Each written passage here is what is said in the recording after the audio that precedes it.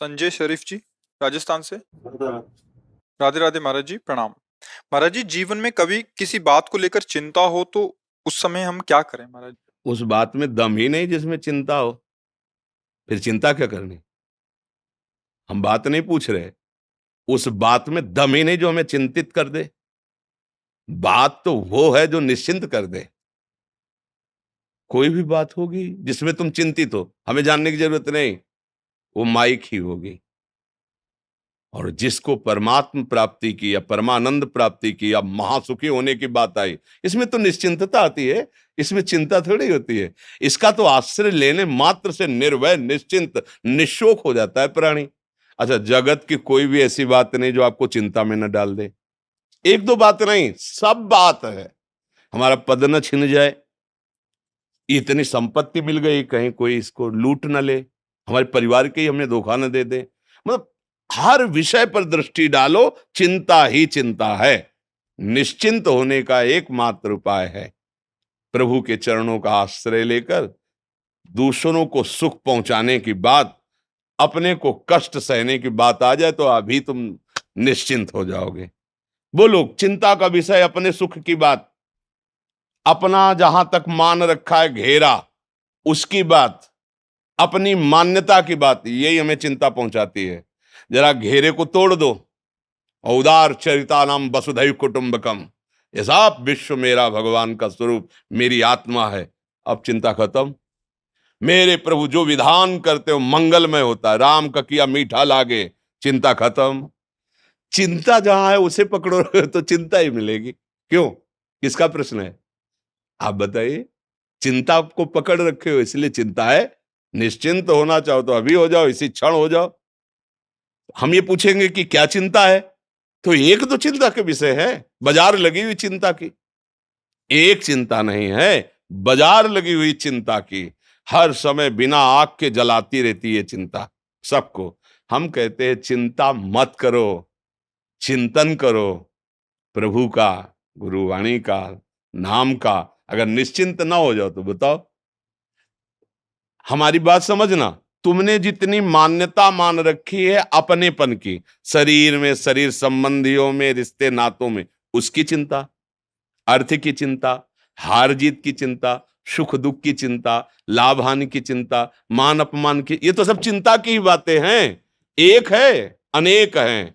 एक जगह ऐसी है जहां सब चिंताएं खत्म हो जाएंगी और आपका हृदय शीतल हो जाएगा, वो भगवान का आश्रय और भजन है। अगर नाम सुमिरन जीवन में नहीं है, भगवान का भजन नहीं, आश्रय नहीं है, तो पानी के मथने से भले घी निकल आवे, असंभव।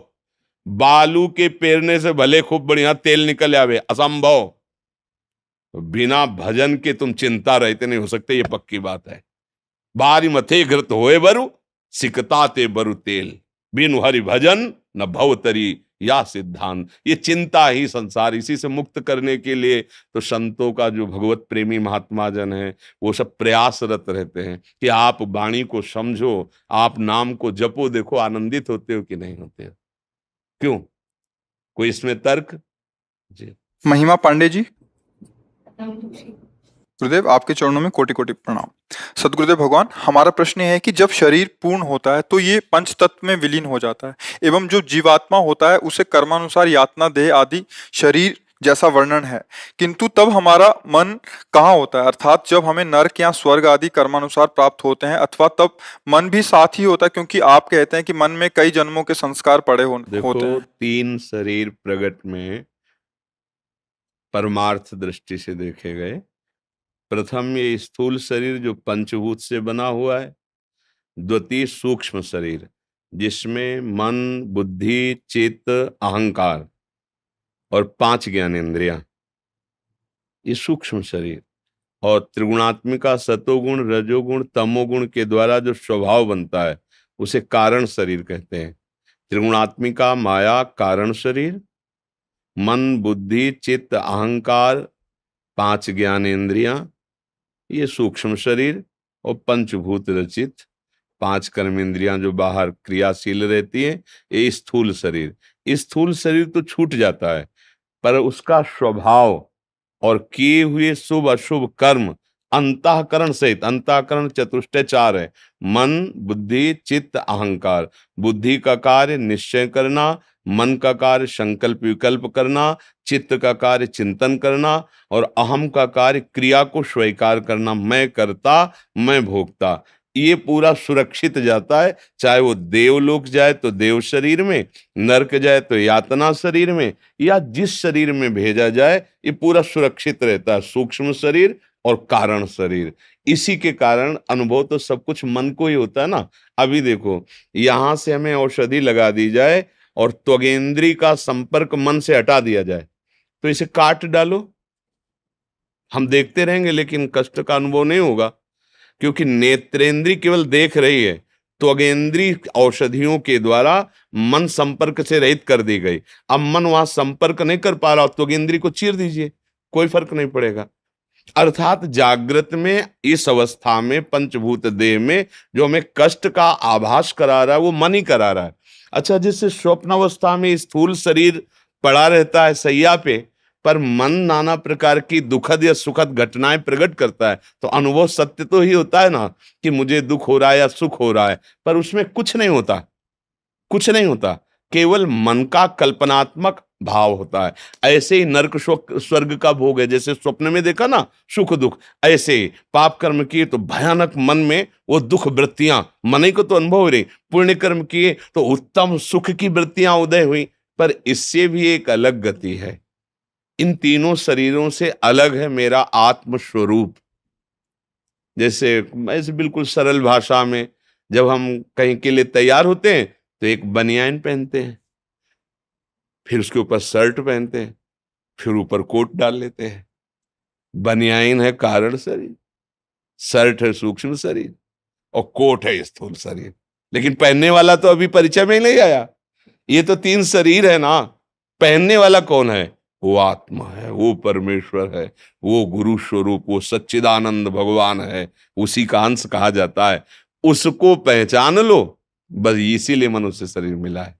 अगर नहीं पहचानोगे तो बार बार ये सुखद दुखद भोग कराने वाले शरीर मिलते रहेंगे, छूटते रहेंगे, मिलते रहेंगे। पुनरपि जननम पुनरपि मरणम पुनरपि जननी जठरे शयनम, बार बार बार बार। अब इस बार नहीं, इस बार तो ऐसा उपाय किया जाए कि अब ये परंपरा खत्म होनी चाहिए। अब ऐसी उत्तम माँ से प्रकट हुए हैं, अब और नीच योनियों की माँ से प्रकट ना होना पड़े। वो भी तो माँ ही है जो जन्म देती है, चाहे जिस योनि की माँ हो। अब भगवान हमें कृपा करके मानव देह दिया, तो हमें गुरुजनों की वाणी के अनुसार चलना चाहिए।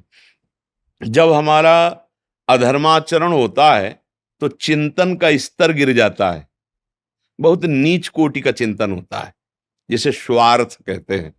जहां स्वसुख वासना जागृत हो जाती है, उसे धीरे धीरे राक्षसी भाव में परिणित होते देखा गया। मतलब मुझे सुख भोगना है, ये सबके अंदर लालसा होती है, मुझे सुख भोगना है, ये सबके अंदर होती है, सब जो जन्मेगा उसके अंदर होगी। अब कहां भोगना है, ये विभाजन का विषय है, ये विवेक का विषय है। इसीलिए समर्थ है गुरुवाणी, समर्थ है भगवत प्रेमी महात्माओं के वचन, उनके अनुसार हमें देखना है कि मुझे सुख भोगना है, पर कहां? असत गंदे आचरणों में, या गुरुजनों की वाणी के अनुसार भगवत सुख में, आत्म सुख में, परमेश्वर के सुख में।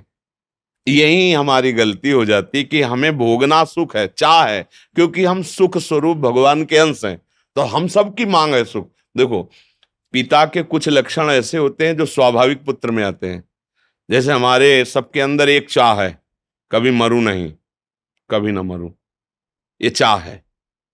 तो इससे लक्षण मिलता है कि अविनाशी का बच्चा है, मरना नहीं चाहता, अविनाशी का है ना।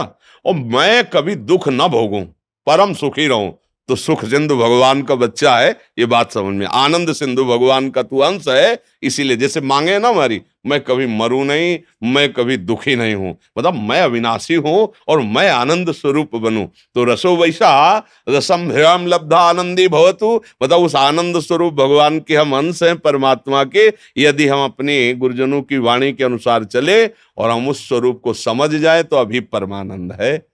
तो हमें अन्य देहों में जाना नहीं पड़ेगा। तो अन्य देहों में जाने पर जो दुख सुख का अनुभव होता है वो इसी मन को होता है। ये सबके साथ जाता है, इसी का जन्म मरण हो रहा है। सूक्ष्म शरीर और कारण शरीर, स्थूल शरीर बदलते रहते, कभी सुअर, कभी कुत्ता, कभी देवराज इंद्र, कभी चीटा, कभी भूत, कभी मनुष्य, ये सब क्रम चलता रहता है कर्मानुसार, लेकिन मन वही रहता है। सूक्ष्म शरीर वही रहता है और त्रिगुणात्मिका माया कारण शरीर वही रहता है। पर हम फंस गए इनको अपना मान करके, जो हमें दुर्गति भोगनी पड़ रही, इस गलत चिंतन से फंस गए। मैं शरीर हूं, मैं करता हूं, मैं भोगता हूं, मैंने ये भोगा अब ये भोगूंगा, ये कमा लिया अब ये कमाऊंगा, ये करूंगा। ये सब बाहर की बात। बाहर अंदर बैठा है सुख समुद्र, परमात्मा हृदय में बैठा है और हम ढूंढ बाहर रहे हैं भोगों में। बस यही गलती मिटाने के लिए हमें शास्त्र, संत जन, गुरुवाणी, इसका संयोग प्रदान हुआ उस परमेश्वर, उस अव्यक्त परमात्मा की कृपा से। अब हम वाणी के अनुसार चलें। हम बिल्कुल आपको सच्ची कहते हैं, इतना भी गलत चलोगे तो चिंतन का स्तर गिर जाएगा, आप हमारी बात ही नहीं समझ पाओगे, बात ही नहीं समझ पाओगे, और हो सकता है आपको बुरा लगने लगे। हो सकता है जैसे छोटा बच्चा प्लास्टिक के खिलौनों में खेलता है और माँ उसे उत्तम पदार्थ पवाने के लिए ले जाती है, पर उसको बुरा लगता है कि मेरे खेल को क्यों रोक दिया इसने, मैं खेल रहा था, आनंदित हो रहा था। ऐसे ही जहां तुम अधर्म आचरण करके सुख भोगना चाहते हो, वहां तुम्हें कृपाशील गुरुवाणी, कृपाशील संत जन ये माँ की तरह दुलार कर, ए मत खेल, ये खेल बहुत गंदा है, ये खेला तो गंदा हो जाएगा, वो ऐसा गंदा हो जाएगा इसके लिए कोई साबुन नहीं बना। फिर मलिन अंताकरण से किसी को कुछ नहीं मानता, मनमानी आचरणों में उतर जाता है, फिर उसे दंड मिलता है। वह जो यातना देह दंड का है, उसमें मन, बुद्धि, चित्त, अहंकार और स्वभाव बिल्कुल समाहित रहता है। स्थूल शरीर ऊपर का बदल गया, लेकिन दंड तो वैसे ही भोगना पड़ता है। और वो सब भोगानुभूति ऐसे ही है जैसे स्वप्न में सुखद या दुखद। स्वप्न सुखद हो या दुखद, बिना जागे वो भोग भोगना ही है। अब स्वप्न में किसी ने हमें बांध दिया, हमारी पिटाई कर रहा है, पूरा अनुभव ऐसे ही हो रहा है कि आह मच रही। कभी कभी तो जागृत में चिल्ला पड़ता है, बोले क्या हो? अरे बोले स्वप्न देख रहा था। तो भोगता कौन है? मन। और मान लिया है आप अपने को। इसी बात को सुधारने के लिए सत्संग हो रहा है कि आप थोड़ा मन से हटें, तन से थोड़ा हटें।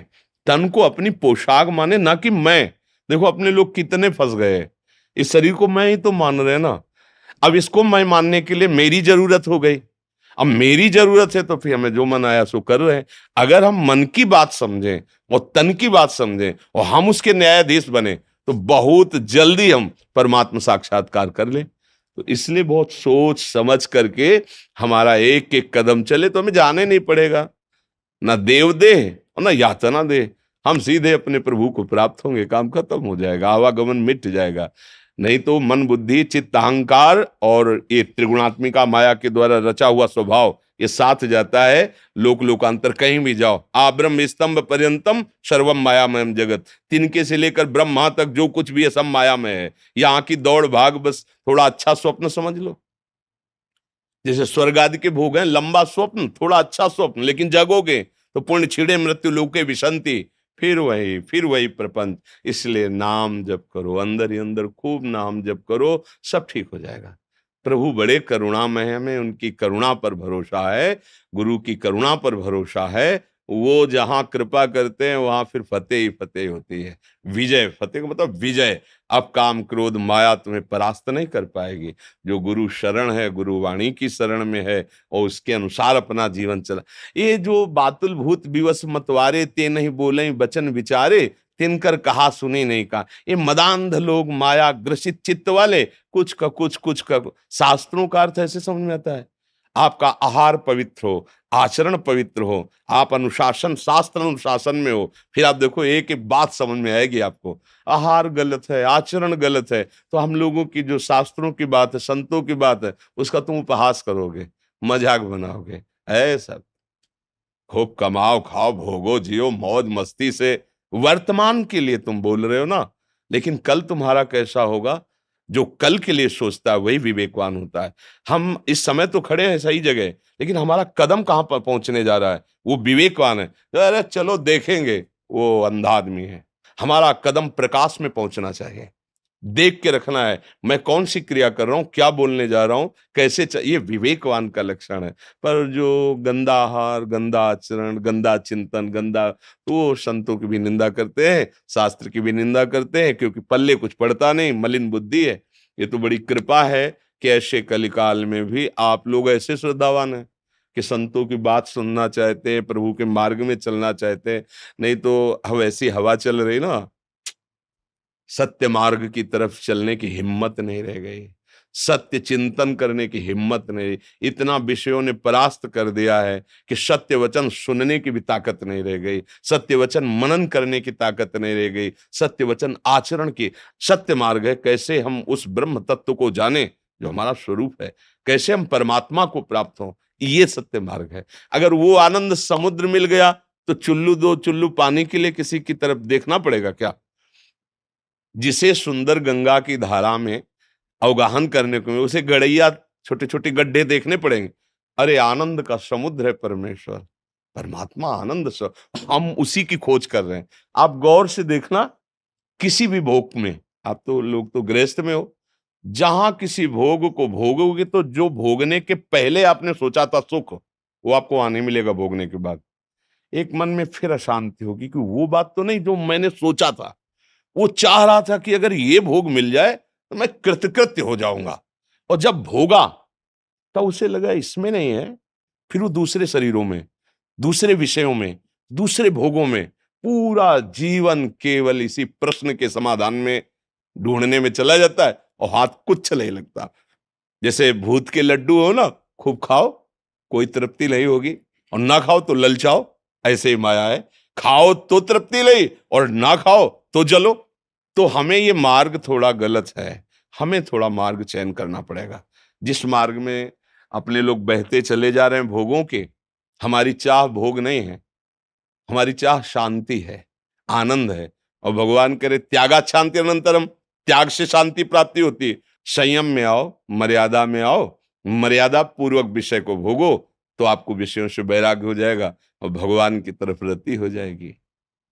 श्री हरिवंश महाराज जी। महाराज जी, आपके चरणों में कोटि कोटि प्रणाम। महाराज जी, आपके आशीर्वाद से मेरा मन भक्ति में लगने लगा है, लेकिन विकार बहुत परेशान करते हैं। कृपा करके मार्गदर्शन करें कि इन विकारों से किस तरह निकला जाए और निरंतर भक्ति में रहने के लिए क्या करना चाहिए ताकि भगवान का नाम कभी ना छूटे, और किस तरह पहचाने कि हमारा इस धरती पर आने का उद्देश्य क्या है। हाँ, बहुत सुंदर प्रश्न है। विकार की तो चिंता मत करो, ये हमारी पुराने संस्कारों की जो पोटरी है, जब भक्ति का रंग चढ़ेगा तो ये भस्म हो जाएंगे। भक्ति ज्ञान और वैराग्य को प्रकाशित करती है। जहां ज्ञानाग्नि प्रकट हुई, समस्त अशुभ संस्कार भस्म हो जाते हैं। जो हमारे अंदर की गंदी चेष्टाएं, गंदी बातें, गंदे संस्कार हैं, वो आगे चलकर नष्ट हो जाएंगे। अभी चिंता मत करो, नष्ट होना शुरू हो रहे हैं, तभी दिखाई दे रहे हैं वो। जब हम इनमें लगे थे तब तो हमें अनुभव ही नहीं हो रहा था कि हम गंदे हैं। आज भक्ति का रंग थोड़ा चढ़ा तब हमें दिखाई देने लगा, और ये अब असहनीय होने लगे कि हमारे अंदर गंदे विचार आते हैं, गंदी भावनाएं, ये सब कैसे नष्ट हों। अब आपके अंदर अगर पवित्रता ना ही होती तो ये विचार ही नहीं आते। मतलब जिस भक्ति को आपने स्वीकार किया उसका प्रोसेस शुरू है, वो अपना कार्य कर रही है। हमें थोड़ा भक्ति बढ़ानी है। हमारी भक्ति में जब अंतराय पड़ता है तब इन विकारों को थोड़ा बल मिल जाता है। अगर अंतराय ना पड़े, मतलब जैसे किसी दुश्मन को पकड़ के दबा दे फिर उसे सांस न लेने दे, तो थोड़ी देर में अस्तित्व तो खत्म हो जाएगा। ऐसे ही हम भक्ति का रंग इतना बढ़ावें कि काम, क्रोध, लोभ, मोह, मद, मत्सर, ईर्ष्या, इनको अवसर ही ना मिले गिराने का। इसलिए उसे निरंतर कहते हैं। हमारी भक्ति निरंतर चलती रहे। अभ्यास योग युक्तेन चेतसा नान्यगामिना। हम ऐसा अभ्यास करें कि हमारा चित्त इन गंदे विचारों की तरफ जाए ही ना। तो जाए तब ना जब हमारे पास समय की सार्थकता, हमारा समय इतना भक्ति में तन्मय हो जाना चाहिए कि हमारे पास समय ही नहीं है। कभी नाम जप करें, कभी नाम कीर्तन करें, कभी परिवार को भगवान का स्वरूप मान के उसकी सेवा कर रहे हैं, कभी किसी ग्रंथ का स्वाध्याय कर रहे हैं, कभी किसी संत की वाणी सुन रहे हैं, और कभी एकांत में भगवान के रूप का ध्यान कर रहे हैं। अपने परिवार के जनों को भगवान का स्वरूप मान के सेवा करना, वो भी भक्ति है। अगर उसे भक्ति से अलग कर दोगे तो इस भक्ति में विघ्न पड़ जाएगा। हमें व्यवहार भी भगवत स्वरूप बनाना है, पर भाव जब तक भगवान नहीं रहेगा तब तक फिर ये दोष उत्पन्न होता रहेगा कि हम तो इन सबकी सेवा करते हैं और यही सब हमको कड़ुआ बोलते हैं, ऐसा व्यवहार करते हैं, क्या फायदा ऐसी सेवा का। नहीं नहीं, उनसे हमें उनके द्वारा किए हुए व्यवहार पर नाराज नहीं होना, और हमें जो कर्तव्य है उनके लिए वो हमें करते रहना है। इससे बहुत जल्दी भक्ति पुष्ट हो जाएगी। गृहस्थी में ये अनिवार्य है। विरक्ति में तो स्पष्ट वर्णन है ये कि कोई गाली दे, अपमान करे, निंदा करे, बिल्कुल आपको सम रहना, शांत रहना है। देखो, बिना मटकी आवे में रखे वो द्रवित पदार्थ रखने लायक नहीं होती। जैसे मटकी है ना, उसको आवे पे ना रखो, आग पे ना रखो तो वो सामर्थ्यहीन रहती है। थोड़ा भी आप एक चुल्लू जल डालिए, पूरी मटकी फैल जाएगी।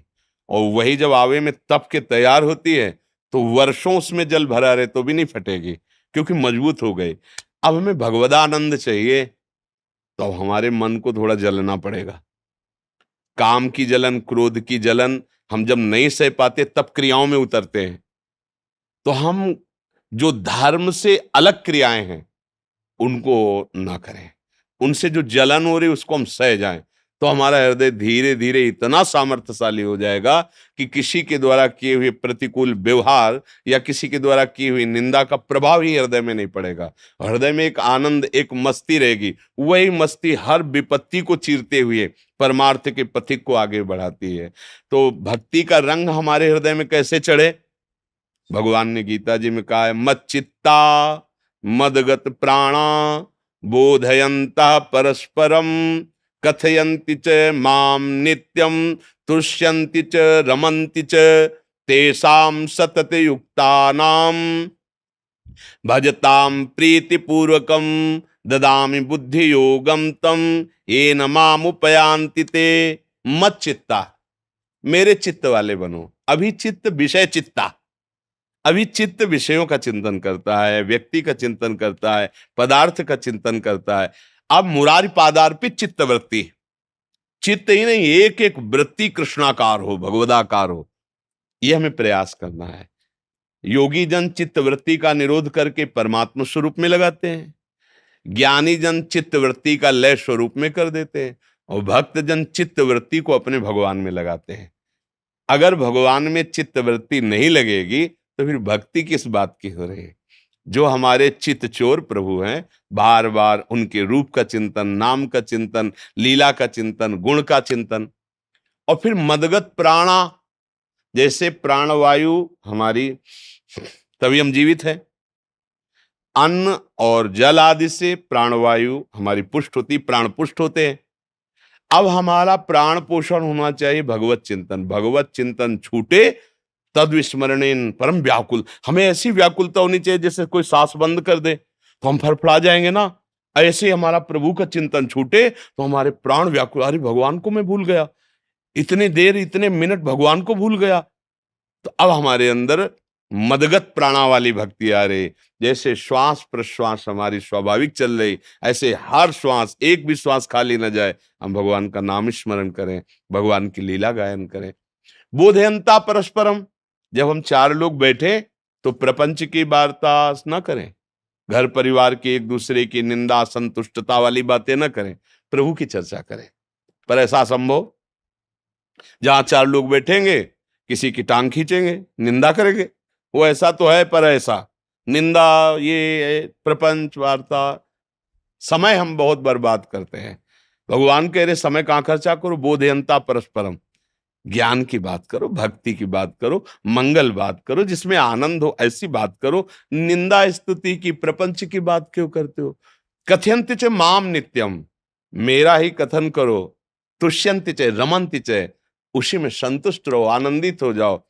भगवान की लीला, भगवान के गुणों, भगवान के नाम में इतनी महिमा है, आप शुरू तो करो, रोमांच हो जाएगा, हृदय गदगद हो जाएगा, अश्रु बहने लगेगा।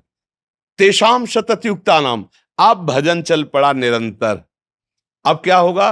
बोले ददामि बुद्धि योगम तम येन माम उपयान। जैसे भगवान अर्जुन जी को दिव्य दृष्टि देते ना विराट स्वरूप का दर्शन करने के, ऐसे भगवान ने योग प्रदान कर दिया। अब अपने ही हृदय में भगवान का दर्शन हो गया। बुद्धि योग, निरंतर तन्मय, निरंतर भगवान में एकात्म भाव। अब अन्य कोई, वो दिव्य महापुरुष हो गया, चाहे स्त्री शरीर हो चाहे पुरुष शरीर हो। शरीरों के भेद से भक्ति में कोई अंतर नहीं होता, क्योंकि हम सब स्वरूप में एक ही हैं। ये बाहरी पोशाक स्त्री पुरुष की, स्वरूप सबका एक ही है, परमात्मा स्वरूप है। सुभाष अगम जी काठमांडू नेपाल से। राधा वल्लभ सिंह। राधा वल्लभ शेरवंश महाराज जी, आपके चरणों में कोटि कोटि प्रणाम। महाराज जी, हम नेपाल में स्वधर्म टीवी चैनल में संतों से आध्यात्मिक अंतर्वार्ता लेते हैं। बहुतों को राधा नाम और आपसे जोड़ने का प्रयास करते आ रहे हैं और नाम जप भी निरंतर करते हैं।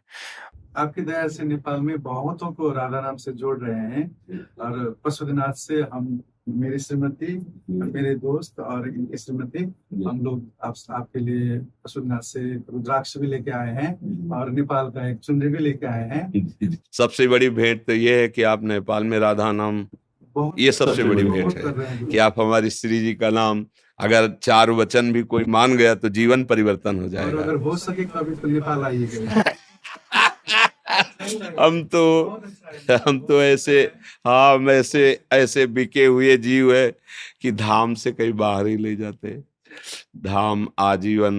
आपका कृपा हो सब नेपाल के लोगों के लिए कि वहाँ भी बहुत नाम का अच्छा हो। हम आपसे प्रयास कर रहे हैं। बहुत सुंदर, हमें अच्छा लगा आपसे बात करके कि आप दूसरों को भगवान के नाम के प्रति, सतमार्ग के प्रति प्रेरित करें, ऐसा है। आज कुछ भक्तों ने आपके श्रीमुख से नाम चाहा महाराज। हम तो राधा वल्लभ श्री हरिवंश राधा राधा रटते हैं। आपको जो नाम प्रिय हो, जो गुरु जी ने दिया हो, खूब श्रद्धा विश्वास पूर्वक जपो। कलिकाल में और कोई साधन सफल होना बड़ा कठिन है, ये नाम ही तुम्हारा बेड़ा पार कर देगा। अर्थ धर्म काम मोक्ष जो चाहोगे सब नाम से प्राप्त हो जाएगा। कलयुग समयुग आन नहीं, जो नर कर विश्वास। गाय राम गुण गण विमल, भौबिन तरह प्रयास। बिना प्रयास के संसार समुद्र से पार हो जाओगे। नाम जप करो, भगवान की लीला चरित्र सुनो, भगवान का चिंतन करो। विषय चिंतन करोगे, हृदय जलेगा, विषय क्रियाएं बनेगी, पाप बनेगा। विषाद में, बहुत क्लेशित चिंता में हर समय डूबे रहोगे। चाहे जितनी डिप्रेशन की दवा खाओ, दूर नहीं होने वाला। वो तभी दूर होगा जब उसका मूल नष्ट हो। जो आपकी मानसिक स्थिति बिगड़ी, उसका मूल है गलत आचरण, पाप। अब उसको नष्ट करने के लिए भजन करोगे, वो नष्ट होगा, हृदय शीतल हो जाएगा, बुद्धि शांत हो जाएगी, आनंदित हो जाएगी। नहीं बेमतलब चिंता में फंसे रहोगे। बेमतलब होना वही है जो होगा, लेकिन तुम बेमतलब जलते रहोगे। तो इस बेमतलब की जलन से बचने के लिए कम से कम नाम जब शुरू करो, फिर आगे की स्थिति आना प्रारंभ हो जाएंगी। देखो, सब साधन अलग हैं, नाम के समान कोई नहीं है। नाम साक्षात नामी ही नाम में समाया हुआ है। जितना नाम जप करोगे, आज हमारा नाम जप ही नहीं हो रहा और सब कुछ हो रहा है, दान पुण्य सब कुछ हो रहा है। नाम जप अगर नहीं होगा तो हमारे गंदे मन पर शासन करने के लायक बुद्धि नहीं रहेगी। आप सुनते रहेंगे और आपसे गलत आचरण होते रहेंगे। अगर बचा सकता है कोई तो नाम बचा सकता है। अंदर ही अंदर जैसे नाम जपोगे वैसे ही आग पैदा होगी, और वो ज्ञानाग्नि, वो प्रेमाग्नि आपके सब गंदे आचरणों को भस्म कर देगी, विषयों को भस्म कर देगी, हृदय निर्मल हो जाएगा। बिना पढ़े लिखे भी शुद्ध शास्त्रों का ज्ञान आपके हृदय में प्रकाशित हो जाएगा यदि नाम का जप किया है। पर ये इसीलिए कठिन होता है क्योंकि मन विषयों के चिंतन में, भोगों में है। तो हम थोड़ी देर नाच गा तो सकते हैं, थोड़ी देर जाके सुन सकते हैं, सुना सकते हैं, पर मन को अंदर ही अंदर नाम सुमिरन में लगा, ये थोड़ा कठिन पड़ता। और ये कर ले गए तो विजय हो गई। इसलिए सब प्रयासरत रहो, गुरु प्रदत्त नाम या जो नाम आपको प्रिय लगे, खूब नाम रट करो। नाम रटन से ही हमारी बुद्धि इतनी बलवान हो जाएगी कि कोई भी गंदी बातें हमको गिरा नहीं पाएंगे। और अगर नाम जप नहीं तो हम उपदेश करेंगे कि ये नहीं करना चाहिए, वो वही होगा। और आप सुनोगे कि ये नहीं करना चाहिए, पर आप वही करोगे, क्योंकि मन बहुत बलवान है। इससे भी बलवान नाम है, जो नाम ही भगवान को भी अधीन कर ले तो नाम सुमिरन सब सब कुछ नाम में समाया हो। नाम लेके बैठ जाओ, भवसागर से पार हो गए। नानक नाम जहाज है, चढ़े से उतरे पार, बैठ जाओ नाम रूपी जहाज में, पार हो गए। हाँ जी, लव पशुपतिनाथ जी का पिताजी पिताजी नाम जय पशुपतिनाथ भगवान की जय, राधा वल्लभ लाल की जय हो। तो नेपाल से है बाबा जी, हाँ। तो नेपाल के नेपाली लोग बनाते हैं ऐसा। बहुत अच्छा है, देख के आपको बहुत श्री जी खुशी की लगा। चुनरी ला के इन दोनों सखी को माला, इनको इन दोनों लोगों को बहुत अच्छा दिख रहा है नेपाली बहुत अच्छा लोग। लगा। दंडोत दंडोत। ये श्री जी की चुनरी है, आप नेपाल की चुनरी है, मैं प्रिया जी की चुनरी ये एक माला आपको, एक माला में।